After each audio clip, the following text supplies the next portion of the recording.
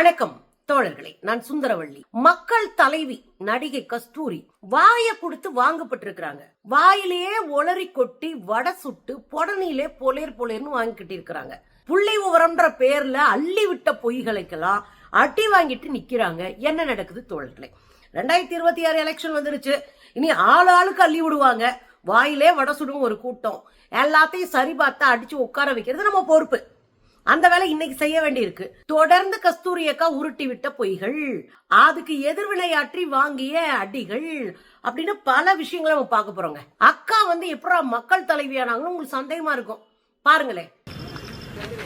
ஜெய் பரசுராம். மக்கள் தலைவி கஸ்தூரி வாழ்க. மக்கள் தலைவி கஸ்தூரி வாழ்க. மக்கள் தலைவி கஸ்தூரி வாழ்க. மக்கள் தலைவி கஸ்தூரி வாழ்க. மக்கள் தலைவி கஸ்தூரி வாழ்க. மக்கள் தலைவி கஸ்தூரி வாழ்க. மக்கள் தலைவி கஸ்தூரி வாழ்க. மக்கள் தலைவி கஸ்தூரி வாழ்க. மக்கள் தலைவி கஸ்தூரி வாழ்க. மக்கள் தலைவி கஸ்தூரி வாழ்க.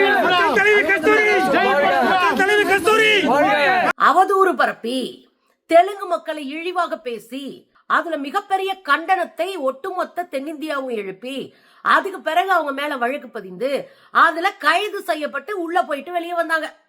அப்பதான் சாதாரண ஒரு ஆளு மக்கள் தலைவியா மாறின ஒரு தருணம். அதத்தான் நீங்க பாத்தீங்க. ஜெயிலுக்கு போயிட்டு அங்க போய் அழுது, என் பிள்ளை ஸ்பெஷல் சைல்டு, எப்படியாவது காப்பாத்தணும் அவனை, நான் தான் அவனை பாத்துக்கணும், தயவு செஞ்சு என்ன விடுங்க அப்படின்னு கெஞ்சி கூத்தாடி வெளியே வந்தாங்க அந்த அக்கா. இதெல்லாம் ஒரு பக்கம் இருக்கட்டும். திராவிடியா அப்படின்னு ஒரு புது சொல்லாடலை தமிழ்நாட்டுல பெண்களுக்கு எதிராக கண்டுபிடிச்சதே நம்ம அக்கா கஸ்தூரி தான். கோவையில ஒரு பெண் ஒரு மாணவியினுடைய பாலியல் வழக்கு இருக்கு, உங்களுக்கு ஞாபகம் இருக்குங்களா? ஒரு 5-6 மாசத்துக்கு முன்னாடி தன்னுடைய ஆண் நண்பரோடு பேசி கொண்டிருந்த போது ஒரு 3 பேரு அவங்கள பாலியல் வல்லுறவு செஞ்சு அது வழக்காகி கடுமையான அடிச்சு உள்ளதள்ளி வச்சிருக்கிறோம். இந்த வழக்கு குறித்து பேசிய போது அக்கா என்ன சொன்னாங்க, அப்படி பேசியா ஆகணும்னா ரூம் போட்டு பேசுங்க அப்படின்னு அட்வைஸ் பண்ணவங்க தான் நம்ம அக்கா. இவ்வளவு பெரிய அறிவாளி, இவ்வளவு பெரிய மக்கள் போராளி 2-3 நாளா பாக்குறேன் தொடர்ந்து அடி வாங்கிட்டு இருக்கிறாங்க. ஒண்ணு, அம்மாவை நாங்க ரொம்ப மிஸ் பண்றோம். எந்த அம்மாவை? செல்வி ஜெயலலிதாவை.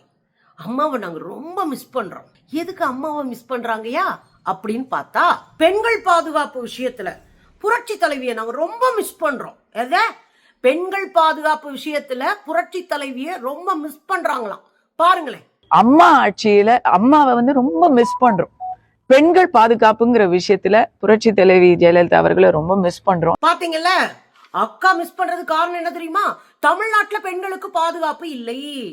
தமிழ்நாட்டுல பெண்களை யாரும் மதிக்கிறது இல்ல. தமிழ்நாட்டுல பெண்கள் வாழவே தகுதி இல்லாம இருக்கு.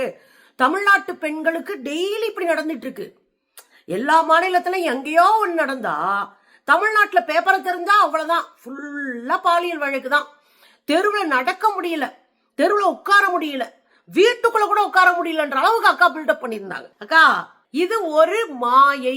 எது ஒரு மாயை? ஜெயலலிதா காலத்தில் பெண்களுக்கு பாதுகாப்பு, ஜெயலலிதா காலத்தில் சட்ட ஒழுங்கு இரும்பு கரம் கொண்டு காக்கப்பட்டது. இதெல்லாம் ஒரு மாயை, ஒரு பொய், ஒரு கட்டமைப்பு. திமுக வந்தாலே சட்ட ஒழுங்கு கேவலமா போயிரும், கெட்டு போகும். ஜெயலலிதா வந்தா அப்படி உருப்படியா இருக்குன்றதெல்லாம் பொய், வடிகட்டின பொய், ஜம்மு காலத்துல வடிகட்டின பொய். ஏன்னா செல்வி ஜெயலலிதா காலத்தில் குடும்ப வன்முறை அதிகம்.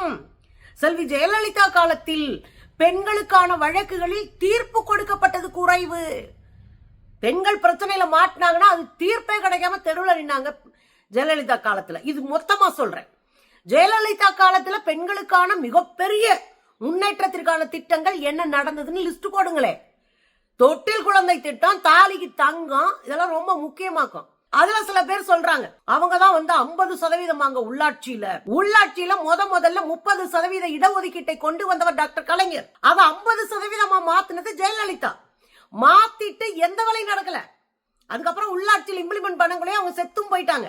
பின்னாடி வந்த அதிமுக ஆட்சி அதை கண்டுக்கவே இல்லை. ஆனா 30% முதல்ல கொடுத்துட்டு செல்வி ஜெயலலிதா 50% மாத்தின பிறகு அந்த சட்ட திட்டங்களை பயன்பாட்டு கொண்டு வந்தது ஸ்டாலின் அரசு. முக்கியமான நகரங்களில் எல்லாம் பெண்களை மேயர்களாக மாத்தினர். அது கோயம்புத்தூர், மதுரை, தாம்பரம், இங்க செங்கல்பட்டு, இங்க இருக்கிற சென்னை மாநகராட்சி, இப்படி முக்கியமான மாநகராட்சிகள் எல்லாம் பெண்களை அண்டர்லைன் பண்ணிக்கோங்க, பெண்களை தலைமையா போட்டு மேயரா போட்டு ஒரு பெரிய மாற்றத்தை செய்தது திமுக ஸ்டாலின் அரசு. இன்னைக்கு இருக்கிற அரசு. புரியுதுங்களா? பேப்பர்ல எழுதி விட்டத இவங்க அரசியலா மாத்தினாங்க. இதெல்லாம் இருக்கட்டும். ஜெயலலிதா காலத்துல ஒண்ணுமே நடக்கலையா? அவ்வளவு தேடாரும் பாலாருமா ஓடிச்சா? ஏற்கனவே நான் ஒரு லிஸ்ட் கொடுத்திருக்கேன் போன வாரமே. அது அரியலூர் நந்தினியில இருந்து கொடுத்திருக்கேன். உங்களுக்கு நல்லா தெரிஞ்ச வாச்சாத்தி 18 பெண்கள் பாலியல் வல்லுறவு ஜெயலலிதா பீரியடு. சந்திரலேகா IAS மூஞ்சில ஆசிட் ஊத்துனது ஜெயலலிதா குரூப். டிஎஸ்பி விஷ்ணுபிரியா ஞாபகம் இருக்குங்களா? சாதியானவ படுகொலை வழக்குல அவங்களுக்கு பிரஷரை போட்டு தற்கொலை பண்ணிக்கிட்டாங்க. எடுத்து பாருங்க, மறந்துருப்பீங்க. தற்கொலை பண்ணிக்கிட்டாங்க அந்த லேடி டிஎஸ்பி, பெண் டிஎஸ்பி. அது யார் காலத்துல நடந்தது? ஜெயலலிதா காலத்துல அவங்களுக்கு அழுத்தம் கொடுக்கப்பட்டு நடந்தது. சுவாதி படுகொலை ஞாபகம் இருக்கா? அது ஜெயலலிதா காலத்துல நடந்தது. எங்க?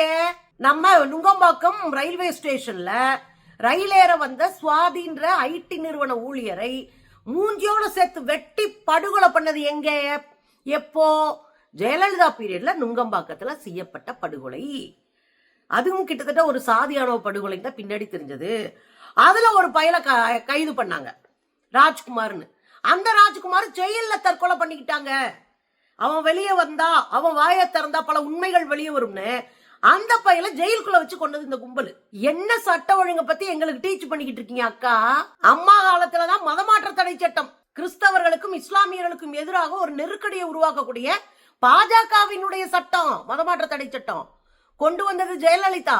ஆடு கோழிகளை பழியிடக்கூடாது. பாண்டி கோயிலா இருக்கட்டும், எந்த கோயிலா இருக்கட்டும், கருப்பு சாமி, சொர்ல மாடு, சின்ன வைரம், பெரிய வைரம், எந்த கோயிலையும் ஆடு கோழி பழியிடக்கூடாதுன்னு சட்டம் கொண்டு வந்தாங்க. இவங்க பெருசா அறுத்து தள்ளிட்டாங்க. சாலை பணியாளர்கள் ஞாபகம் இருக்கா? மக்கள் நல பணியாளர்கள் ஞாபகம் இருக்கா? இவங்களை கூண்டோட கொத்து கொத்தாக மொத்தமா வேலையில இருந்து தூக்கி அந்த சிஸ்டத்தவே டெமாலிஷ் பண்ணாங்க. வேலை இல்லாம தெருவில் நின்று போராடினாங்க. டெஸ்மா சட்டத்தை கொண்டு வந்து யார அரசு ஊழியர்களை அப்புறம் டிஸ்மிஸ் பண்ணாங்க. இன்னொன்னு அக்கா பேசினாங்களே, டாஸ்மார்க்க திரும்ப தூசி தட்டி எம்ஜிஆர் காலத்துக்கு பிறகு கொண்டு வந்தது யாரு? ஜெயலலிதா. டாஸ்மார்க்க தூசி தட்டி திரும்ப ஓபன் பண்ணது ஜெயலலிதா. எங்க கொஞ்சம் வெக்கமா இருந்தா யோசிச்சு பாருங்க. வெளியே பேசாதீங்க. கொஞ்சம் கூச்சமா இருந்தா உண்மையை பேசி பழகுங்க. எதையாவது ஒளறிட்டு உதவாங்காதீங்கக்கா. அரசியல் படிங்க. அடுத்த இடத்துல சொல்றாங்க, அதிமுகவும் பாஜகவும் இணக்கமாக இருப்பது உங்களுக்கு பொறாமை. ஆமா ஆமா, இது ஒரு இத்து போன கட்சி, அது ஒரு செத்து போன கட்சி. இது ரெண்டும் இணக்கமா இருக்கிறதுல நமக்கு பொறாமையா. பாஜகவும் அதிமுகவும் சேர்ந்து இருப்பது பொறாமை பட்டு கொண்டு இருக்கிறோம் நாம. ரைட்டு. அதுலயும் போன முறை அவங்க விலகி இருந்ததுனால நம்ம ஜெயிச்சிட்டோம்மா. ஏக்கா 2019 சேர்ந்து தாங்க இருந்தாங்க நாடாளுமன்ற தேர்தல்ல. மண்ணக்க வச்சு தமிழ்நாடு ஞாபகம் இல்லையா? அதிமுகவும் பாஜகவும் சேர்ந்தா ஜெயிக்கும்னு யார் சொன்னது? 10 தோல்வி எடப்பாடி. அது கூட சேர்ற எல்லாம் தோத்து போன கும்பலு. அதுவும் தமிழ்நாட்டுல அதிமுகவே தோக்குதுன்னா பாஜக எம்மாத்திரம் எங்களுக்கு. அதுல அக்கா அடிச்சு விடுறீங்க. அடுத்து அக்கா சொன்னாங்க பாருங்க, புள்ளி விவரத்தோடு சொல்கிறேன். இந்தியாவில வறுமையை ஒழித்த மாநிலத்துல முதலிடத்துல இருப்பது உத்தரப்பிரதேசம் பீகாரும். வளர்ச்சியில் முதலிடத்தில் இருப்பது உத்தரப்பிரதேசம் பீகாரும். என்ன புள்ளி விவரம்? புள்ளி விவரம் புலினா அது நம்ம அக்கா தான். புளிஞ்சிருக்காங்க பாருங்களேன். இன்னைக்கு மிக அதிக அளவில் வறுமையை ஒழித்த மாநிலங்கள் இந்தியாவில் உத்தரப்பிரதேசம் பீகாரும். மிக பெரிய அளவில் வளர்ச்சி விகிதத்தில் அதிகமானது உத்தரப்பிரதேசம் பீகாரும். டபுள் என்ஜின் சர்க்கார் இங்க வந்துடக்கூடாதுங்கிற பயத்துல பதட்டத்துல எதுக்கு டெல்லிக்கு போனாங்க பாத்தீங்களா? அக்கா புள்ளி விவரத்துல புலின்றத வச்சு தெரிஞ்சுக்கலாம். இக்கா நீங்க அதாவது உங்க பாஜக ஆட்சியில உங்களுடைய திட்ட கமிஷன், அதைத்தானே இப்ப நிதி ஆயோக்னு மாத்திருக்கீங்க. அந்த திட்ட கமிஷன் நிதி ஆயோக் கொடுத்த அறிக்கையில இந்தியாவுல வறுமையை ஒழித்த முதல் மாநிலம் தமிழ்நாடு 2023 கொடுத்த அறிக்கை. யார் முதலிடத்துல இருக்கா? தமிழ்நாடு. வளர்ச்சியில யார் முதலிடத்துல இருக்கா? 13 செக்டார் வளர்ச்சி. அது கல்வி, மருத்துவம், பொது சுகாதாரம், உள்கட்டமைப்பு எல்லாத்துலயும், தனிமனித வருமானம், வறுமை ஒழிப்பு எல்லாத்துலயும் முதலிடத்துல இருக்கு தமிழ்நாடு. வளர்ச்சியில முதலிடத்துல இருக்கிற தமிழ்நாடு. 2 இலக்க வளர்ச்சியை கொடுத்திருக்கிற தமிழ்நாடு. உள்நாட்டு உற்பத்தியில அடிச்சு காலி பண்ணி வளர்ந்து வந்திருக்கிறது தமிழ்நாடு. புரியுதாக்கா? புள்ளி விவரம் நீங்க கொடுத்த அறிக்கையாவது படிங்க. நிதி ஆயோக் கொடுத்த அறிக்கையில 13 துறைகள்ல அடிச்சு மேல வந்து நிக்குது தமிழ்நாடுன்றாங்க. 1.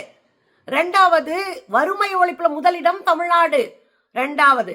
3வது வளர்ச்சியிலே தமிழ்நாடு முதலிடம். இந்த புள்ளி விவரம்லாம் படிக்காம வந்து உட்கார்ந்துட்டு அப்படியே உருட்டி விட்டுறது. ஏக்கா இதுல அக்கா கடைசியா ஒண்ணுல மாட்டினாங்க பாருங்க. ஏதாவது ஒரு பிரச்சனைனா ஓடி போய் பாஜகவும் இதுவும் நிக்கிறாங்க, செலக்டிவா நிக்கிறாங்க அப்படின்னு சொல்லும்போது அக்கா சொல்றாங்க, இங்க திமுக கூட்டணி தான் ரெட்டை வேஷம் போட்டுக்கிட்டு இருக்கு. பிரச்சனைன்னு வரும்போது விசிகாவோ திமுகவோ போய் நின்னா நாங்க ஏன் போறோம் அப்படின்றாங்க. பிரச்சனைன்னு வந்தா போய் நிக்கணுமா? குஜராத்ல மோர்பி பாலம்னு ஒண்ணு அந்த விழுந்துச்சு, தொங்கும் பாலம் அந்த விழுந்துச்சு. 141 பேர் இறந்து போனாங்க. பக்கத்துலதான் பிரச்சாரத்துல இருந்தாரு மோடி, போய் பார்க்கவே இல்ல. இன்னைக்கு வரைக்கும் ஒரே ஒரு முறை அடையாளத்துக்கு போயிட்டு வந்த மோடி மணிப்பூர் பக்கம் தலை வச்சு படுக்கல. பல ஆயிரம் பேர் படுகொலை செய்யப்பட்டாங்க. 2.5 வருஷத்துக்கு மேலா இன்றைக்கும் அங்க கலவரம் நடந்துட்டு இருக்கு. தடுக்க வக்கில்ல. சரிங்க, பகல்காம் தாக்குதல் 26 பேர் படுகொலை, அதுல 25 பேர் இந்துக்கள். போய் பார்க்கல. வெளிநாட்டுல இருந்து குய்யோ முறையோ கத்திட்டு ஓடி வந்து பீகார் தேர்தல் பிரச்சாரத்துக்கு போனவர் தான் நம்ம 56 இன்ச் மோடி. இவங்க வந்து நமக்கு அட்வைஸ் பண்றாங்க, நீங்க எல்லாம் போய் பார்த்திருக்கணும். உடனே அவங்க யாரு பத்திரிகையாளர்கள் அந்த விவாதத்தை நடத்தின அந்த ஒருங்கிணைப்பாளர் கேட்கிறாரு, ஏங்க விவசாயிகள் பிரச்சனை நடந்துச்சுல, விவசாயி பிரச்சனை நடந்துச்சுல, யாரு போய் பார்த்தா பாருங்க. விசிகாவோ திமுகவோ அவங்கள வந்து ஆட்சியாளர்கள் நேரத்துல போய் சந்திச்சிருந்தா ஏங்க நாங்கெல்லாம் போய் பார்க்க போறோம்? இந்த மாதிரி இரட்டை நிலைப்பாடு எல்லாத்திலையும் ஒரு வருஷம் போதும் சார், இரட்டை நிலைப்பாடுன்னு சொன்னதுனால உங்கள்கிட்ட நான் இப்ப விவசாயிகள் டெல்லியில போராடுனாங்கல்ல, 700 பேர் எத்தனை வருஷமா போராடினாங்க விவசாயிகள்? அந்த ஒரு 100 நாள் போராட்டம் டிசம்பர் 10. அப்போ எத்தனை பிஜேபி தலைவர்கள் போய் பார்த்தாங்க?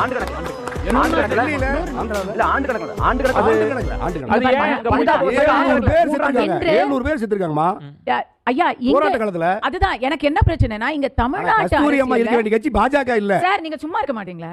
உண்மைதானங்க, விவசாயிகள் பிரச்சனை போராட்டம் நடந்துச்சுல, எத்தனை பேர் போய் பாத்தீங்க? ஒருத்தர் போய் பார்க்கல. முதல் 6 மாசம் பஞ்சாப்ல நடந்தது போராட்டம். அடுத்து டெல்லியில 1 வருஷத்துக்கு மேல நெருக்கி 1.25 வருஷம் நடந்த ஒரு போராட்டம் எது அப்படின்னா விவசாயிகள் போராட்டம். 750க்கும் மேற்பட்ட விவசாயிகள் படுகொலை செய்யப்பட்டாங்க. வங்கோலையா குளிர்ல செத்து போனாங்க. ஒருத்தன் போய் விசாரிக்கலையே. அது அவர் கேக்குறது நியாயம் தானே? போய் நிக்கணும் விசாரிக்கணும்னு கேக்குறீங்களே அக்கா, எந்த பெரிய பிரச்சனைக்காவது உங்க ஆளுங்க போய் நின்னாரா? 56 இன்ச் மோடிக்கு அலர்ஜி, கண்ணீரை பார்த்தாலே கதறிடுவாரு. பக்கத்திலே போக மாட்டாரு, திரும்பி கூட பார்க்க மாட்டாரு, திசை பக்கமே தலை வச்சு படுக்க மாட்டாரு. நீங்கெல்லாம் எங்களுக்கு அட்வைஸ் பண்றீங்க அரசியல்லைக்கா, ஓரமா போக்கா, வாங்கினடியே ஓவரு, கொஞ்சம் குணமாயிட்டு வாங்க, அடுத்த 2வது ஷிஃப்ட் வச்சுக்கலாம்.